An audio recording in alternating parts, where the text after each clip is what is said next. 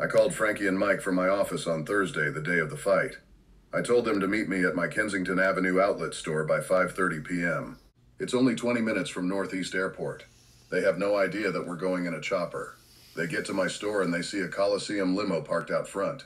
We all get in the back of the limo. It takes off and is heading in the wrong direction. Frankie hollers out, "Yo, Goy, does this guy know where he's going?" He knows exactly where he's going. The limo enters the airport. They were both surprised. "Don't tell me," Mike cried out. "We're going to Vegas." "Nope, we're taking a chopper." Frankie says, "Goy, you're the fucking greatest." Mike nodded his head in agreement. 30 to 40 minutes later, we're in the sky. It's a beautiful night, lit brightly by the moon and stars. We flew over different towns in South Jersey. From a distance, you could see a faint glow of light. As we got closer, the glow got brighter and brighter. Once over Atlantic City, the pilot flew towards the lights that illuminate the sky and ocean. Hotel casinos stretch from one end of the boardwalk to the other. The pilot swings the chopper's tail around and makes a perfect landing on the Coliseum heliport. I reached over and slipped the pilot a C note, $100. The same limo driver who picked us up was waiting at the heliport. The whole trip took about the same time as the limo would have, but the excitement and power it gave me was well worth it. I went to the front desk, checked in, and picked up the tickets for the fight. We went up to the suite to freshen up. Afterwards, Frankie and Mike went down to the pre-fight party in the Bamboo Room. I went to the casino. I walked into the Baccarat pit. On my way to a table, I ran into Lou Gamtucci. "How have you been, kid? You still hitting them good?" "I'm trying, Lou, but they don't make it easy." "Tell me about it. This fucking joint is getting like the rest of them. They better start straightening up their act around here. If they don't, they won't be seeing me or the rest of my family in here. Hey, kid, are you here to see the fight?" "Nah, it should be a great one, but I figure while everybody's at the fight, there would be a good shot that the Baccarat pit will be empty, and I like to play head up. So I plan on doing a little fighting myself right here." "Kid, I like the way you think. If you're going, Lou, here, take my seat. It's ringside." I reached in my pocket for the ticket. Lou's about to light one of his hoagie-sized cigars when a young mob-looking dude with dark glasses on and wearing a black leather blazer comes over. He's got the perfect look if there ever was a Mafia's R Us magazine. "This is my boy," Lou said. "Joey, say hello to my friend Richie Venture." "How you doing, Richie?" he said as we shook hands. Then he moved in closer to Lou and in a low voice said, "Dad, we gotta talk." "Richie, wait here," Lou said. "I'll be right back." They walked over to the other side of the Baccarat pit. I watched them speaking with their hands moving. Once the hands stopped moving, the conversation was over. Joey left and Lou walked back over. "Kid, you want to meet the champ before the fight?" "The champ, you know him?" "Know him, I own him. Come on, I'll take you down to where he's warming up." He put his paw-like hand on my shoulder and we walked out of the pit. Two of Lou's buddies and a security guard joined us. We get into the service elevator and the security guard pushed the basement floor button. The elevator door opens and we made our way past the press waiting outside the door where the champ is. The security guard opens the door. I followed Lou and his boys into the room. There's a lot of people inside. Lou's son Joey is in the back of the room with the champ who is shadowboxing. Lou turns around and motions me to follow him. We were halfway to the champ when I hear my name called out in a raspy voice. "Richie the Tailor." I looked in the direction from where my name was called, and who do I see sitting there with his buddies, Gino and Tony, on each side of him is Big Joe. The old gent who I rolled the dice for in the Golden Mines. I had to think fast. I didn't want to disrespect anyone, so I weighed my options, the champ or Big Joe. I walked over and put out my hand. After shaking his, Big Joe gives me the traditional mob hug. Gino and Tony did the same. Lou and Joey came over. Lou says, "Pop, is this the guy from your crap story you're always talking about?" "That's my boy," Big Joe said with his hand on my shoulder. Joey moves in and says, "My grandfather hasn't stopped telling that story. We were starting to think he dreamed it up." "Yo, champ," Big Joe hollers out. "Get over here and say hello to my friend, Richie the Tailor." While I'm getting more attention than the champ, I'm doing the math. Big Joe is Lou's father. That makes him Joey's grandfather. And that puts me in bed with one big happy New York family. Mike and Frankie met up with two hookers at the pre-fight party. They made plans to meet them at the lounge after the fight. They entered the arena and take their seats that are 3 rows from ringside. They're surrounded by actors, actresses, athletes, and a real estate mogul from New York, James Laurent. He just opened up his own hotel casino on the boardwalk. Sitting right next to them is the owner of the Philadelphia Eagles, Donald Frost. They were more excited about him than they were of all the other superstars. This guy Frost was a legend in Philly, the gentleman's gentleman, a real sport. I don't know how true this is, but there was a story going around that he tipped a meter maid after getting a parking ticket. The English fighter McCabe theme song "Another One Bites the Dust" is playing as he and his entourage enter the arena. Most of the crowd is booing and shouting out obscenities as they work their way to the ring. "Go back to England, you limey prick. We bailed your country out of the big one. The Beatles are a bunch of fags. The Queen's a slut." Oscar Sanchez, the American welterweight champion, enters the arena with his entourage. His theme song, "Proud Mary," sang by Tina Turner, is blasting throughout the arena. Fans are chanting Oscar's name and waving tiny American flags as he works his way to the ring. Frankie and Mike keep looking out for me. They can't believe I'm missing something this spectacular. They're standing by their seats and watching the champ with his entourage until they were just about on top of them. Frankie grabs Mike's arm and says, "Yo, Mike, are you seeing what I'm seeing?" "Yeah, I don't fucking believe it," Mike said. "What the fuck is the goy doing in the champ's entourage?" I looked over and gave them the finger. Then I took a seat between Lou and Joey right behind the champ's corner. The bell rang and the champ's beating McCabe from one end of the ring to the other. In between rounds, I noticed Lou looking over at this big black guy with the craziest hairdo. He was smiling back at Lou and nodding his head up and down. Less than a minute into the second round, it was all over. Lou wobbles his way up to the ring. I'm standing in front of my seat in shock. Joey gets up out of his seat. He excuses himself, then he says, "He was a good champ." I walk behind the other disappointed fans towards the exit. When I got out of the arena, I looked around and not one of the people I was with was to be found. I guess you could say the crew abandoned ship. I heard my name called out and it could only have come from my crew. "Yo, Goy, over here," Frankie hollered. I walked over and they bombarded me with questions. "What the hell," Frankie said. "What were you doing in his entourage?" "Man, it was insane," I said. "I'm walking down the aisle and all of a sudden I'm being pushed into a crowd behind the champ. Then this guy I met in the casino tells me to sit with him and his son right behind the champ's corner." "Do you believe that shit?" Mike said. "That fight was fixed. He didn't even hit him. That dumb fuck's probably owned by the mob." "I don't know about that," I said. "I just read a story in the newspaper," Frankie said, "about how they control all the casino employees' unions down here. You can bet there were plenty of them here at the fight tonight." Mike leans in and says, "Yo, Goy, is it all right if we bring a couple hookers up to the suite?"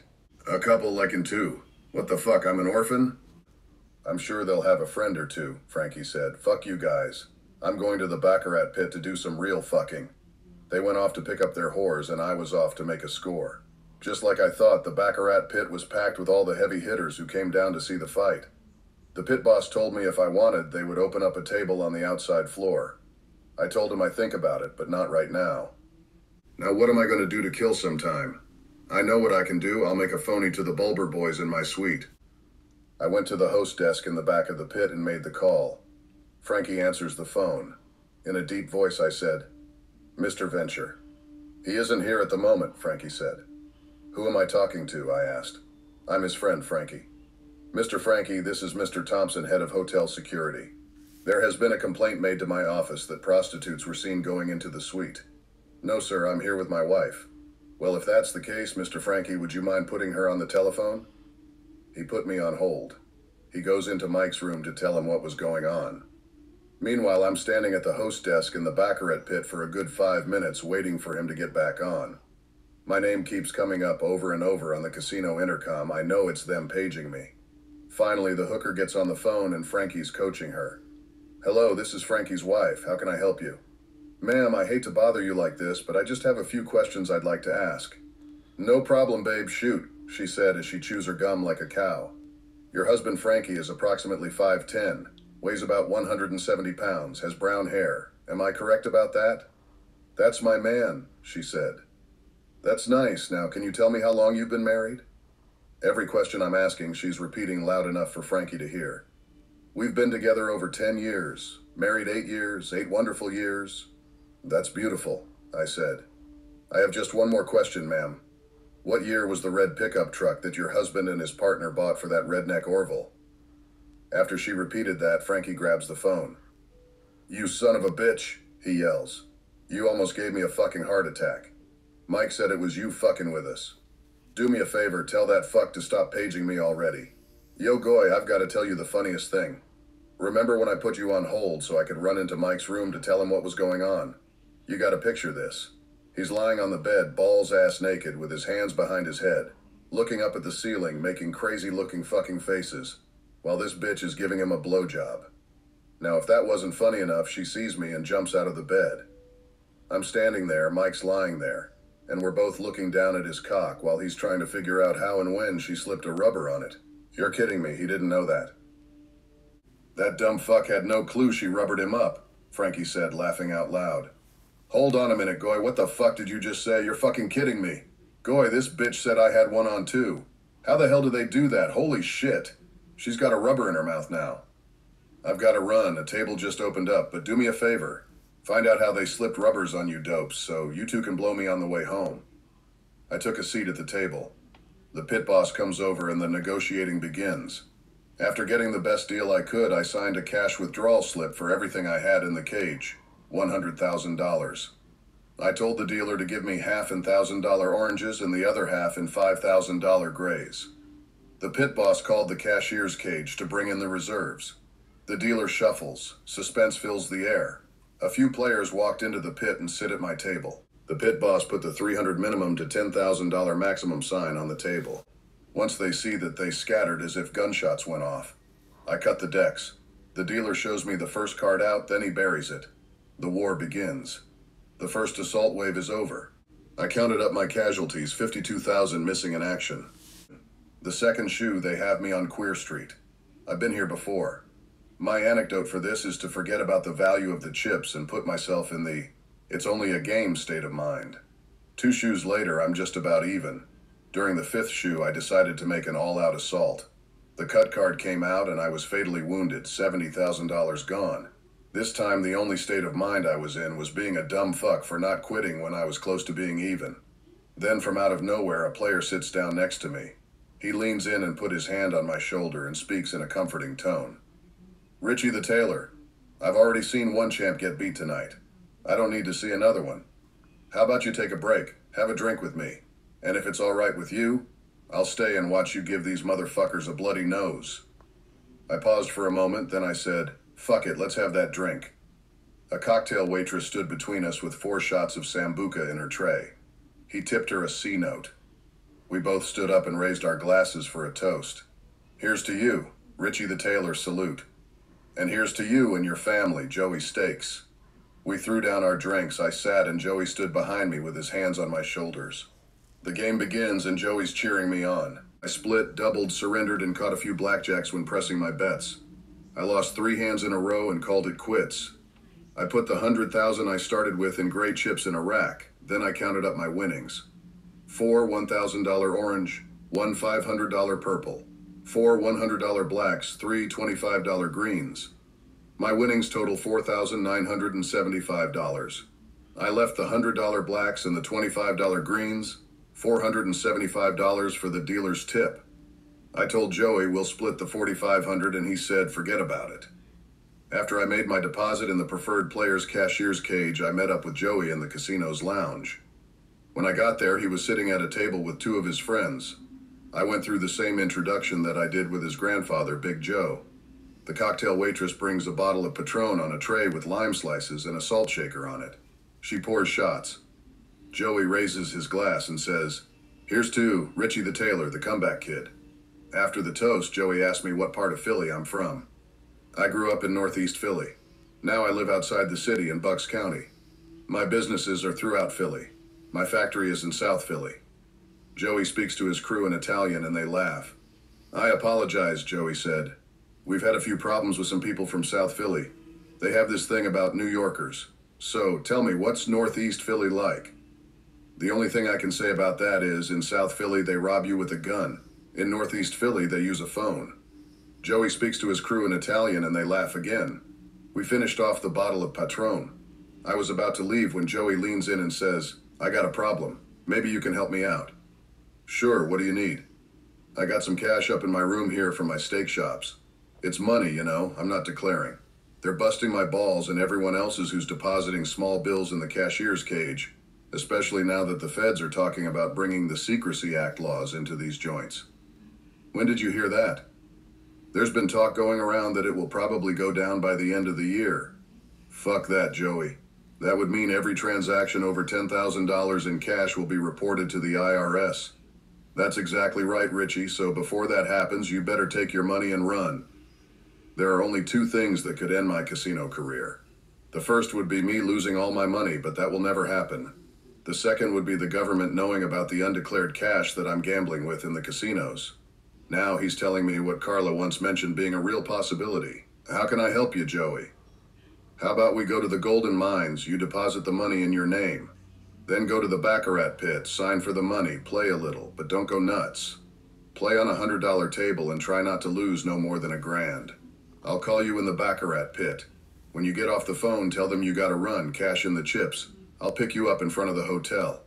What if I win? That would be good. My man, Richie the Conqueror.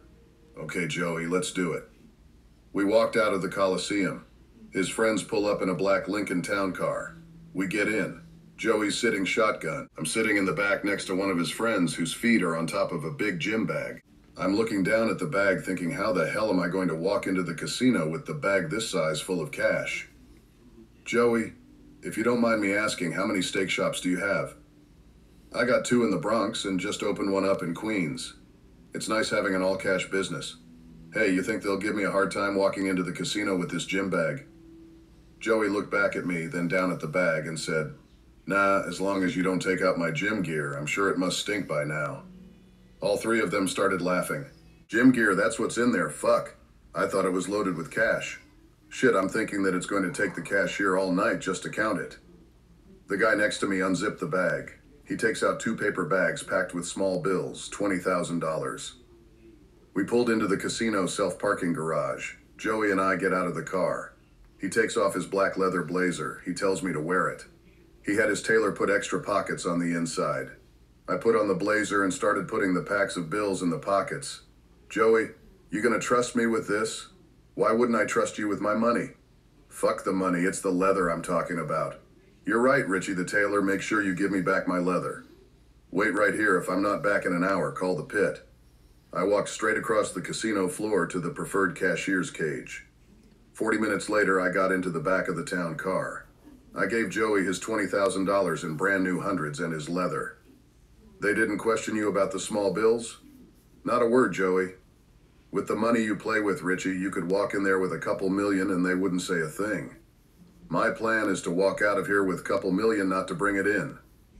With your balls, you just might do that one day, he said while fanning one of the packs of new hundreds with a $5,000 Golden Mines wrapper on it. Richie, why don't you come with us tonight?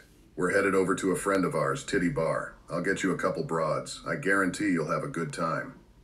I'd like to hang out with you guys, but I have friends back in my suite waiting for me. Maybe next time.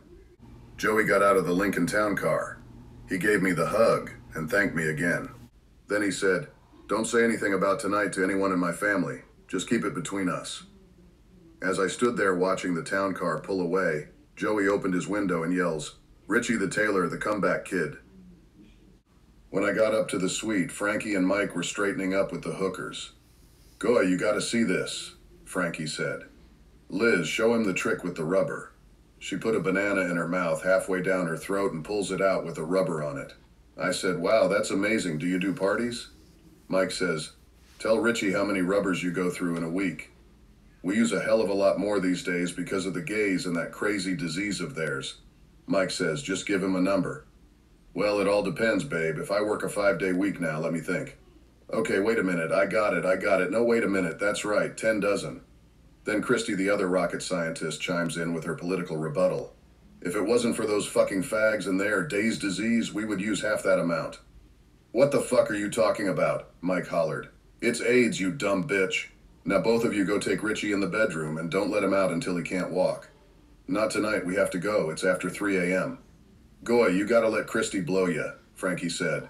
She could suck the air out of a tire. That's wonderful, but I've seen enough tricks for one night. Liz puts her arms around me and says, oh, come on. We have something really special for you. I'll take a rain check now. Let's go. The chopper's waiting. Next time you're in Atlantic City, give us a call, Christy said on the way out the door. We'll show you a good time. I didn't make it home until 6:30 that morning. Jackie and Raymond were just waking up. She didn't say a word to me until after Raymond left for school. Is this how it's going to be? You're going to come home all the time at different hours, and I'm supposed to just sit here not knowing where you are or what you're doing. What are you talking about? I took Frankie and Mike to the casino to see the fight. You knew that. Everything has to be casinos with you. It's all you ever want to do anymore. Why don't you just go live in Atlantic City? I'm too tired to argue with you, Jackie. I'm going to bed for a while. We'll talk about it later. Later, she yells. One day there may be no later, and you can forget about going to Las Vegas for New Year's. I'm not going. She grabbed her gym bag, then slammed the front door. After I called my office, I lay down in bed and didn't wake up until after 2 that afternoon. Before I left for work, I apologized to Jackie, telling her it wouldn't happen again. She said, "It better not, but we're still not going to Las Vegas for New Year's."